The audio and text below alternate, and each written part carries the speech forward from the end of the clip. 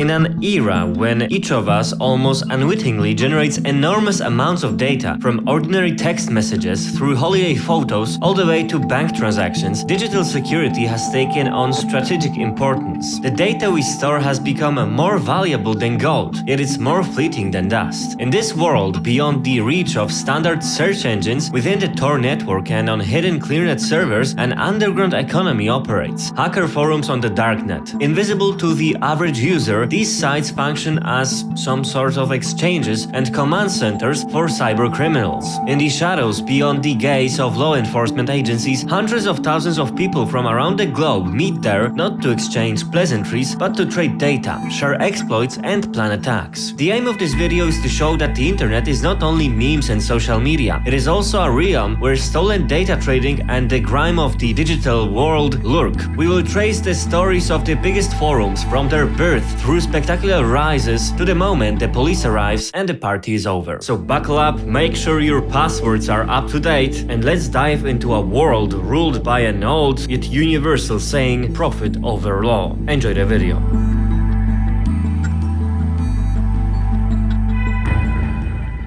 Founded in 2015 by a Portuguese teenager, Diogo Santos Coelho, RaidForums was at first used for organizing every kind of raid or swatting action against various streamers and other online creators. A raid in this sense is a coordinated campaign that, putting it mildly, bombards a given creator with different messages and hate, while swatting is calling the police on someone under the pretext that they are a dangerous criminal. Of course, most of the time it isn't true. But the cops still storm the streamer's house, trash the place or create other high-stress scenes, much to the delight of viewers and other internet pranksters. RaidForums quickly turned into a marketplace for stolen data, hacking tools and vulnerability information. At its peak, the community counted more than 500,000 users, and the platform advertised access to over 10 billion stolen personal data records. Unlike many other similar sites operating on the darknet, RaidForums lived in the so-called clearnet, which made it easily reachable for a broad audience. A real oddity for a forum of this sort.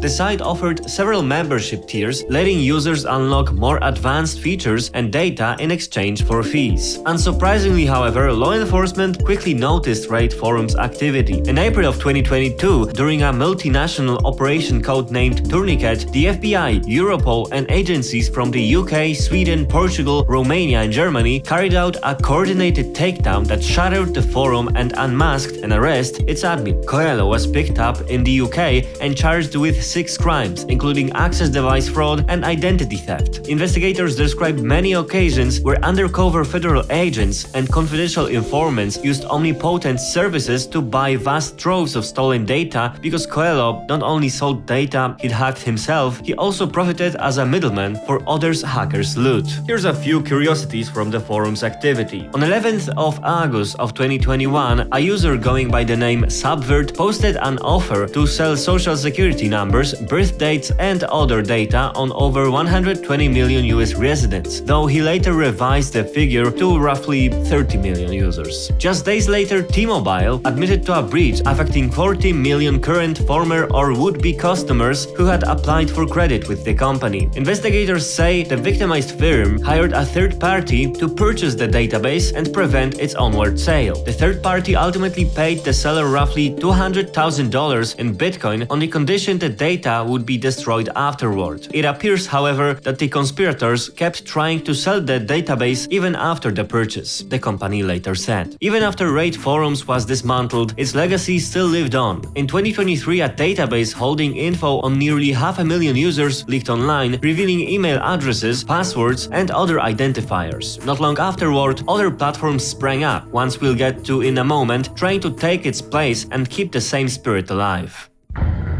While the echo of the RaidForums shutdown hadn't yet faded, a new player emerged in March of 2022, so-called BreachForums. It was started by 19-year-old Connor Brian Fitzpatrick, alias Pompompurin, who had made a name for himself a few months earlier by hacking FBI email inboxes, instantly boosting his street card. From day one, the forum copied the RaidForums model: clean UI on the clearnet, subboards for exploits, personal data and attack tools. The key incident came on the 10th of December of 2022 when user USDOD put up for sale the Infraud database, a partner organization of the FBI containing details on over 80,000 members. The breach was pure social engineering. The attacker impersonated the CEO of a fictitious finance firm and got portal access and basically siphoned the data out. And where illegal things happen, the cops inevitably show up. By March of 2023, Fitzpatrick was tracked, arrested and charged with computer fraud offenses. After the bust, other admins took over, and among them was the so-called Baphomet and figures behind the hacker collective ShinyHunters. ShinyHunters had been notorious since 2020 for spectacular hacks and leaks against companies like Tokopedia, Unacademy, Microsoft, AT&T, Santander and Ticketmaster, exposing data on hundreds of millions of users. The name comes from Pokemon's ShinyHunters, players who chase rare glittering variants of these creatures, mirroring the group's obsession with hoarding valuable data to sell or dump on forums like BreachForums. That's why taking control of the forums really suited them. In 2022, their French member, Sebastian Roult, nicknamed Cezio Kaizen, was arrested in Morocco and extradited to the US. In 2024, he got 3 years in prison plus $5 million in restitution. Around that time, ShinyHunters announced they were disbanding and stewardship of BreachForums was passed down to the so-called Intel broker, who inherited a site already on the verge of collapse after heavy neglect. Intel broker's listings included, for example, the leaked DC HealthLink insurance database from Washington, D.C., a breach the company later indeed confirmed. BreachForums kept colliding with law enforcement. In June of 2023, its domains were seized by the FBI and other agencies, but only hours later, control was reverted back to the main admins. In May of 2024, the FBI confiscated the domain again, this time after a serious data leak tied to the Europol portal. By April of 2025, yet another admin team, because Intel broker had handed the reins to someone called Anastasia, announced the forum had to go offline temporarily because authorities might have exploited an undisclosed zero-day in the MyBB software this forum was running on. Although no evidence of data breach turned up, they decided to rebuild the forum's backend from scratch. As of now, the site remains offline. Ever wanted a unique, ultra-rare YouTube, Twitter, Instagram handle? Or I don't know, TikTok or Minecraft nickname? You know, for example, a short handle with some common word that's really hard to get? Well, you can buy those nicknames, buy the accounts with those nicknames on forums like OGUsers. And they will sell you these accounts. And how they got them is a whole another story. OGUsers was launched in April of 2017 and was founded by a user called Ace. At the first, the platform focused mainly on trading accounts with the so-called OG usernames, but it turned out the jump from rare handles to all kinds of shady stuff is a very short one indeed. Over time, OGUsers became a hub for sharing info and trading stolen accounts, plus a venue for SIM swapping, phishing and other cybercrime activities. But karma is a bitch. In May of 2019, OGUsers suffered a huge attack that spilled the data of around 100,000 users with email addresses, poorly protected passwords, IPs and private correspondence. The admins of the site first blamed a hard drive failure, but this data soon appeared on a rival forum, RaidForums. OGUsers was hit multiple times. On April of 2020, hackers exploited an avatar upload flaw, leaking data on around 200,000 users. On November of 2020, another breach occurred, with hackers offering to remove users' info from an upcoming dump, for a fee of course. On April of 2021, yet another hack occurred. Data on roughly 350,000 users went up for sale on a competing forum. Despite being the scene's proverbial punching bag, OGUsers was itself entangled in several headline-grabbing cyber incidents. In 2020, it was there where Graham Evan Clark bragged about hijacking masses of Twitter accounts, which he then sold right there. The same year, a swatting incident targeting a man in Tennessee occurred over his username and led to police raid, a heart attack and the victim's death. The perpetrator later got 5 years in prison. Darkode is in turn an example of an elite cybercriminal club. Founded in 2007, the forum served as a marketplace for the sale and exchange of hacking services, botnets, malware, stolen personal data, credit card information, credentials for compromised servers, and other illegal goods and services. But unlike many other forums, Darkode was invite-only. Prospective members had to be vouched for by an existing user and demonstrate the skills or products they could contribute to the community. The forum was known for its high level of security and exclusivity, which attracted the most experienced and sophisticated cybercriminals. In July of 2015, following an 18-month investigation known as Operation Shrouded Horizon, the FBI and law enforcement agencies from 20 countries executed a coordinated operation that shut down the forum and arrested many of its members. In total, 70 arrests were made worldwide, including 12 indictments in the United States. One of the chief administrators was Johan Anders Gudmunds, known by the nicknames Mafi, Cream, and Synthetic. He was charged with developing and selling malware that enabled hackers to build botnets and steal data from users' computers. Despite the takedown, Darkode attempted to resurrect itself. Just 2 weeks after the operation, a new Darkode reappeared with upgraded security, using blockchain-based authentication and operating on the Tor network. Security experts, however, questioned the authenticity of this comeback, and the new version was quickly hacked and its database was leaked. And now let's rewind a bit, to the early 2000s. Even then, such corners of the web existed. In the era when internet was just beginning to shape new forms of crime, ShadowCrew emerged as an pioneering cybercrime forum. Active from August of 2002 to October of 2004, ShadowCrew was a place where cyber crooks from around the globe exchanged knowledge, tools, and stolen data. Founded by Brett Johansson, aka Gollum Fan, Seth Kanders, known as Kid, and Kim Marvin Taylor, known as MacGyver, the forum featured sections on hacking, social engineering, card fraud, virus creation, phishing, and other illicit activities. ShadowCrew grew out of the earlier counterfeitlibrary.com project and in turn inspired many later similar forums and ventures. The forum introduced innovative trust mechanisms, allowing users to rate transactions and build reputations, revolutionizing how cybercriminals collaborated online. Thanks to this, ShadowCrew became the model for subsequent darknet markets and crime forums. In October of 2004, as part of Operation Firewall, led by the US Secret Service, the forum was shut down and 19 individuals were charged with participating in an international criminal organization. A key figure in the investigation was Albert Gonzalez, known as Kamba Johnny, who after his own arrest became an informant and helped dismantle ShadowCrew. After the closure, members tried to continue their activities on other platforms. Brett Johnson, who initially evaded capture, was arrested in 2005 and also turned informant, aiding further cybercrime investigations.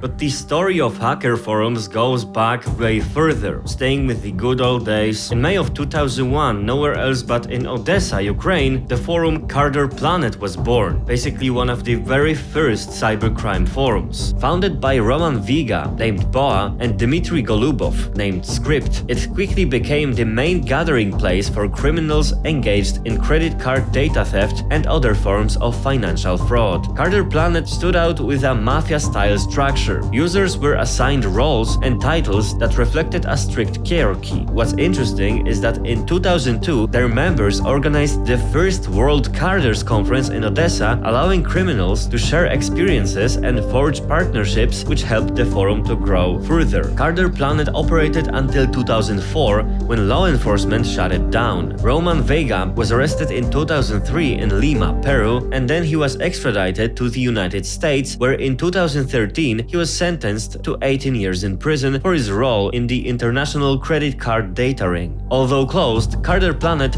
left a lasting legacy in cybercrime history. Its structure and operating model became solid blueprints for later forums like ShadowCrew and Darkode.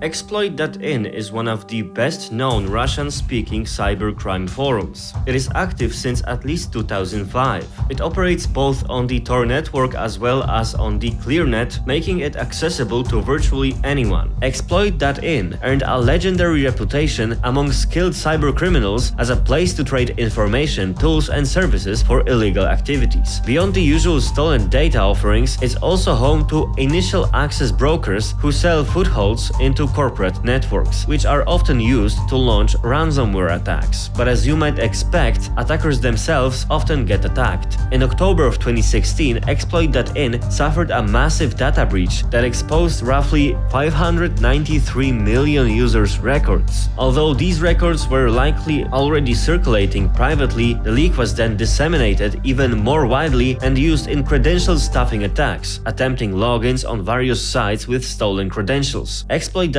issued no official statement on the incident. Exploit.in was also a major venue where criminals trade login credentials for many individuals and companies. According to various analyses, the forum regularly features offers for access to many bank accounts, email inboxes, and other corporate systems. Prices vary by account type and balance, and transactions almost always use cryptocurrency, making them hard to trace. Originally launched in 2013 as Damage Lab, this Russian forum specialized in sharing information about exploits, vulnerabilities, and malware. After one of its administrators was arrested in 2017, the platform rebranded and came back in September of 2018 as XSS.is, accessible via Tor as well as ClearNet. In May of 2021, in response to intensified law enforcement scrutiny following the Colonial Pipeline ransomware attack, XSS.is administrators banned the promotion and advertising of ransomware on their forum. This included outright sales of ransomware software, affiliate programs, and threads describing extortion methods, all of which moderators removed. In the first quarter of 2023, an account named XSS Bot appeared. It was an automated assistant using generative AI to answer users' technical questions and solve many problems. XSS Bot remained active from March to October of 2023, demonstrating that even in the cybercrime underworld, AI's growing role is becoming evident. Today, XSS.es remains one of the central hubs of the Russian language cybercriminal ecosystem, where alongside stolen data and attack tool trade, numerous initial access brokers operate. Nulled was created in 2014 as an English-speaking forum devoted mostly to software cracking, sharing Nulled license-stripped versions of popular paid programs. It ran a commercial model with ads and also required registration, but existed on the ClearNet rather than Darknet. The platform quickly gained popularity among users looking for pirated software and ready-made tools and other exploits. On 16th of May of 2016, Nulled was hit by a sudden hack. Almost 10 gigabytes full database dump appeared online. The leak included over 4,000 user accounts with PayPal email addresses, hashed but crackable passwords, also over 800,000 private messages, over 5,000 purchase records, and over 12,000 invoices. On 29th of January of 2025, the domain nulled.to was seized by the FBI under the International Operation Talent, targeting major cybercrime forums. Since then, anyone visiting the site sees a law enforcement seizure notice, ending the platform's long run as a key intermediary in pirated software distribution.